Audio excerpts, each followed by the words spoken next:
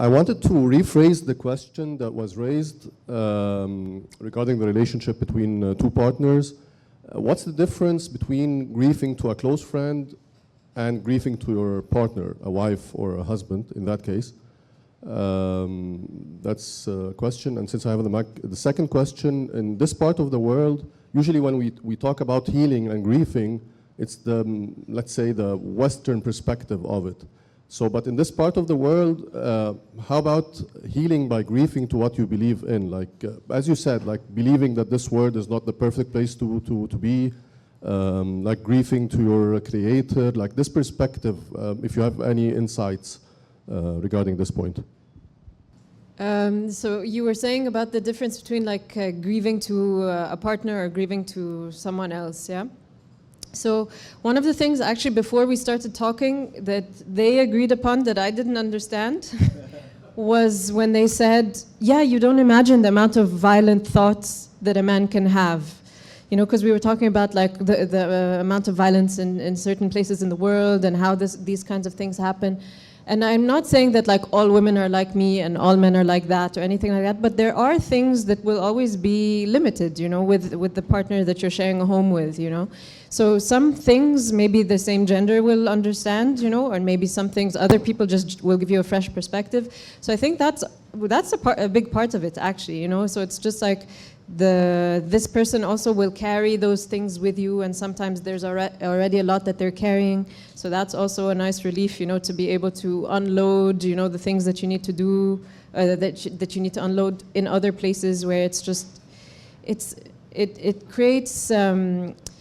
So the thing is, like, you know, so when something is absent, it creates space for other things to grow. But like if the home space is the place where it's like this melting pot of everything that you are, that's very beautiful, of course. But then there are things that come at the expense of other things. And so if, for example, we're always airing our grievances to each other, there's less space for like other things, yeah, you know, so just joy and creativity and other things, you know. So I think that's also a nice thing to give a freshness, you know, to life at home, to not always just be supporting each other, you know. It's just always like, you know, because then I think that's actually where it turns into the maternal paternal stuff as well, yeah.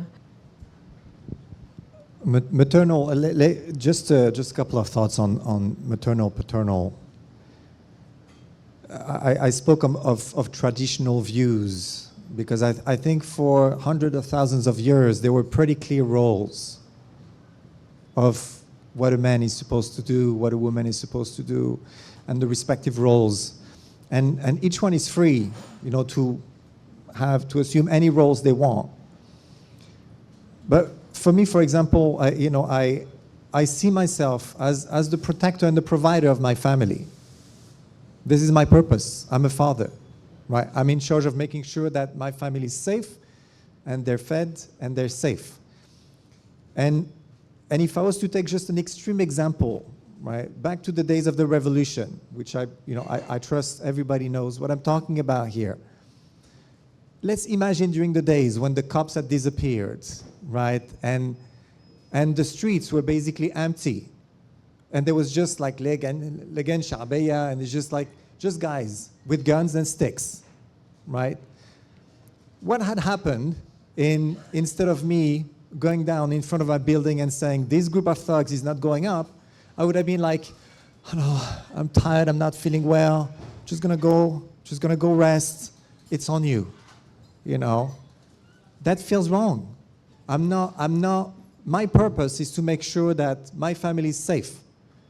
So I'm taking on my responsibility, I'm owning it, and I'm saying nobody is entering this building, right? And pretty crazy stories there, but you know, for everybody during these days. But I think it's the same for the rest of the time. I think I've talked about this blurriness. I know for me, there's been imbalances in my couple when I think I had lost that sense of purpose. What am I supposed to do, right? And like, what am I going to explore? I'm going to feel, I'm going to this.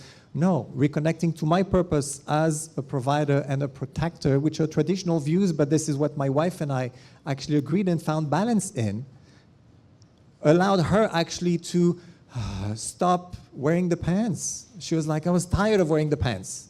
It's like, thank you for taking them back. You know, now I can rest fully in my femininity and just be fully present as the caregiver, as, you know, passing the religion and so on and certain things. So I think having an agreed upon here purpose and roles, I think is tremendously important. And I think we've forgotten that. Thank you so much for saying that, because and I felt this last bit of I'm tired of wearing the pants. I really felt that. I really felt that because for the longest time, as I said before, you know, I felt I was in my masculine, right? I felt that this was my role because I couldn't find that in someone else, obviously because I'm holding them to such a like unrealistic, imagined whatever. So I decided to assume that role. And then I got so angry when I got my heart attack because obviously I've been in my masculine. So, right, 38, a heart attack, that's very masculine. That's a very masculine disease, right? So when that happened, I was very angry. Where are all the men around me, right? Well, you don't give them a chance to care for you because you're in your masculine. And then at a point, I didn't have that after because the vulnerability of illness just breaks you down. It leaves you open. So then I found my vulnerability. Then I found my femininity. And when I found my femininity, I learned, or I saw at least what I used to do, like how I used to take the power away from anyone who was trying to help me, right? So it gave, exactly. So it gave me that affinity. It gave me that, like, humbleness, I guess, in a way, to just give those around me, men or others, the space to exist around me without fear, you know? Thank you for that. And definitely, yes, for a woman to be a woman or for femininity to thrive, masculinity needs to thrive as well. Because how can I be vulnerable and open if I don't feel safe? And this is what masculinity does. It provides and it protects. And exactly, it creates that safety. Exactly, thank you for that. Yeah. I just want to go back to my original question, which I started with, which is what? How do you define masculinity? Because we've been talking about masculinity as if it's something. I know we socially call it toxic masculinity, and a lot of masculinity is toxic. But I mean, it's not. I feel like there is a general consensus on what masculinity might look like, and like throughout the conversation. And honestly, I don't relate to it at all. I mean, it's. I was raised in a home where it's much more fluid. And whenever I can tell you a little story about when I went to the movies with my dad, and we were watching Cars, the cartoon, and he had tears in his eyes because he plays sports, and and this guy who قاعد يقول لي ده مظلوم يعني قصدي أنا رياضي وده مظلوم. I feel it was something emotional to him, and over again.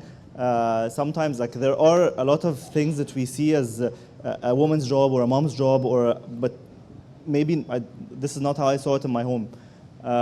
So I feel like I would like to hear your thoughts on what it means to be masculine, and I'm sure it doesn't mean male versus female, and it doesn't. And I feel like it's يعني ظلم شوية إن إحنا نخلي الماسكولين ده اللي هو الشخص الريجيد قوي التوكسيك قوي الوحش قوي. لا، هو ممكن يكون يعني masculine, and back to your role as a father, which is your choice, and I respect it, and maybe I would choose it as well, but then it's a division of labor. So there are times when we used to live abroad with my parents, and there are times when we woke up and we would find the dishes done, like, and then a lot of times, and then my mom would say, who did the dishes? And my dad would say, it's the fairy. And we always had this fairy who did a lot of the things around the house that might not seem masculine to most people, but it's just that, I mean, when people talked about co-parenting, it was almost offensive because it's not co-parenting, it's parenting. نقطة. مفيش مش إن هو شكرا على المجهود اللي أنت بتعمله، هم يعني they're your kids as well. So back to the question, it's, I just want us to go back a little bit to define what it means to be masculine, because I feel like, again, it's, I don't want this to be a consensus, إن هو masculinity دي حاجة وحشة. It's ولا حاجة، يعني قصدي، فاهمين قصدي؟ Thanks for raising that question again and holding your boundary. That was actually really good, because that was one of the questions I was like, we didn't answer a question and I forgot what it was. I don't think anybody here is trying to define masculinity. And to be very honest with you, I started with telling you at the beginning, we don't know what the definition of masculinity anymore. I am in that search, he is on that search, she is on that search, she is on the search, and masculinity does not only involve men. Women have a masculine and a feminine side, and men have a masculine and feminine side. And there's a slider, and that slider is personal preference and personal journey. There's no judgment, there's no right or wrong. And everybody has their own definition depending on how they were conditioned and brought up to be, right? You were conditioned and you were brought up, hopefully like my daughter was brought up in a co-parenting kind of situation. And there's no right or wrong. But there is pros and cons to everything. And the point here is to make the unconscious conscious. This is the point. Are you actually doing it because you're doing it on automatic and that's how it's supposed to be and that's how you're programmed to be? And by the way, we're 95% unconscious, scientifically proven, okay? Or are you actually doing it consciously? Are you consciously parenting? Are you consciously in a relationship? Are you consciously thinking about what a man means to you? If you look at masculinity and the way it was typically described throughout time, it went through a lot of ups and downs. We were at a time where a definition of a man was a person that went to war and went away for years and never came back to go maim and kill people because they believed in something. Right? Now we're looking at it and we're like, these people were crazy. They believed in stuff that they were supposed to believe in, something so high and so purposeful, and yet the application of it was so negative. But that was the definition of masculinity. And hopefully we're having this conversation to redefine it, to understand what it really is. You know, actually, it's funny, the thing about suppressing your emotions and stuff, like as a person inhabiting the feminine, you know, it's always this, so as we speak here, we're saying, oh yes, women express their emotions and men don't have the space. Women are able to rely on others and men don't have the space. But I remember it's not true, right? And like sometimes it is, but sometimes it's not. And like I remember when I was younger, I used to always like whenever I would fail, you know, in being like strong and put together, I would feel like I let my whole gender down, you know, like really like oh, I'm yet another weak woman, you know. And I used to, like, the pressure was real, you know. And so I feel like what you're saying is true. It's like, yeah, we both have work to do, of course, 100%. It's not like the onus is on the men or anything like that. But like, I think like from that, actually from like holding that perspective, what we can like move into more in terms of conversation is like, what is it that you need from me to become a better version of you? And what is it that, you know, and vice versa, obviously. So I think, yeah, like maybe we can talk about that, you know, like what is it that men are missing from their partners, for example, you know, or what are like boys who are growing up, what did they need, you know, things like that. I think maybe that's conducive and that's like maybe moving in the direction of progress, you know, in that sense, yeah. I don't believe in toxic masculinity. I think that toxic masculinity is just wounded masculinity. I don't think any man wishes to be an asshole. But if you get hit repeatedly, you know, and slap, and no space for healing, for restoring balance, for processing things, then yeah, you will probably end up being an asshole. So let's acknowledge that in most spaces, and today is not stereotypical, in most quote-unquote healing spaces, it's 90% women. Women are doing the work. Even if they're not doing the work in women feminine spaces, there's a space to go deeper, right? So it's not a question of like, oh, how come we're not including women? Women are already doing it. It's just we're trying to catch up here, basically, right? For our sake, for their sakes, for our kids' sakes. And when we look into, I would agree, with my uncertainty and my thorough confusion as to, I don't know what a man is. I can only see it for myself, and I think it would be counterproductive to give a fixed definition of what is masculine, because, like you said, it's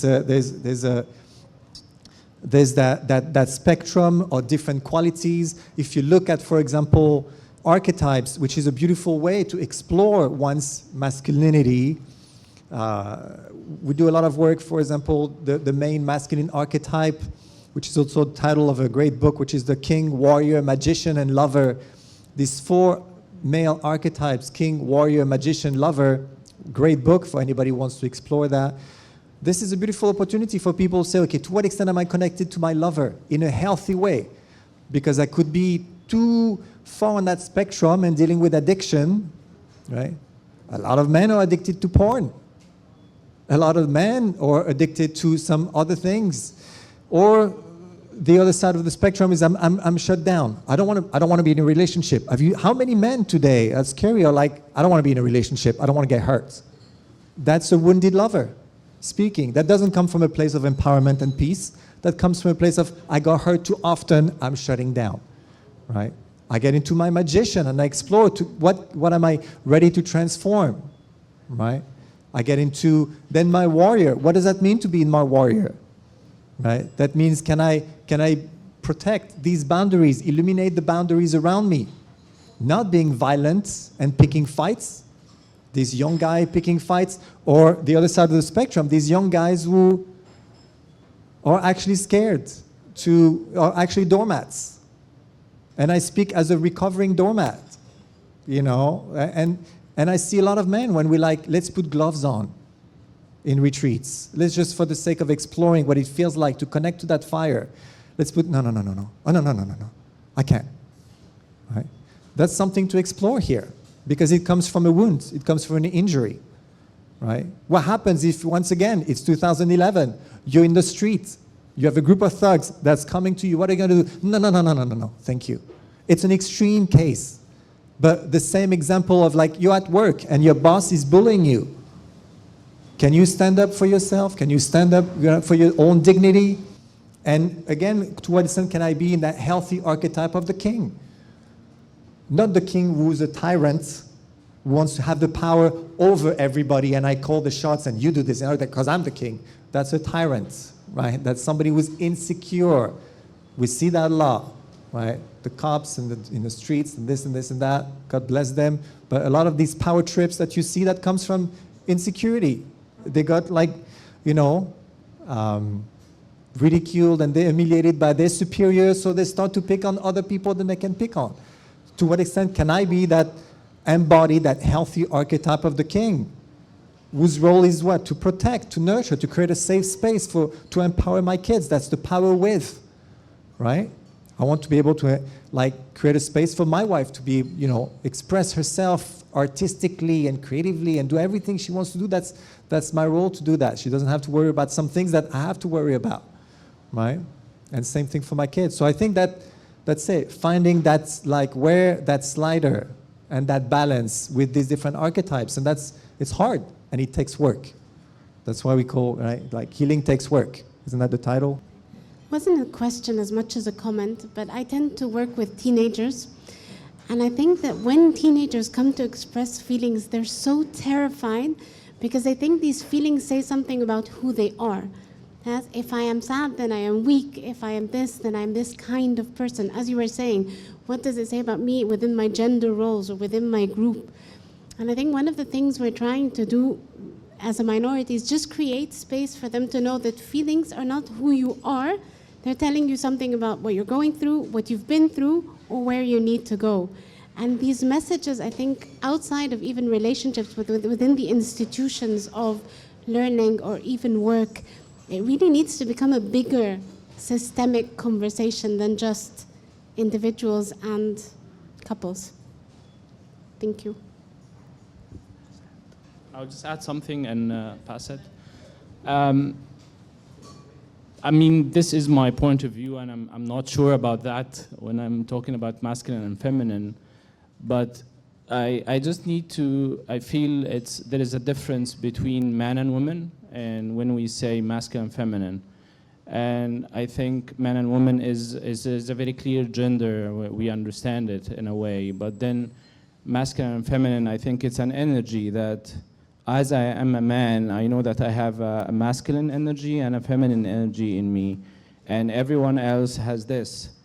And I think how we become more conscious is where we understand that this is a feminine energy that I needed sometimes as a man. When I go back home, I have my baby and I want to carry this baby and play with and hugging him and giving this tenderness and feelings to my kid. And this masculine energy when I go back to my work and I need to man up in a way and take responsibility for whatever I'm doing. And I think the same thing for women. I mean, sometimes the father might not be at home for any reason, and we can see lots of mothers and single mothers that they are playing both roles in their kids' lives. So you can see her at some point when she is somehow masculine because she needs to keep this safety and providing her kids, for example, because the man is not there, or maybe he's dead, or maybe he's not taking his responsibility. And then she might be able also to be this feminine that she can take care of her kids and give them proper tenderness and feelings. And I think that the question is when we are really conscious and we can see those two energies and we can move around, or we are not really conscious with those two energies and we are only masculine for men and women, or we are only feminine for men and women. That's it.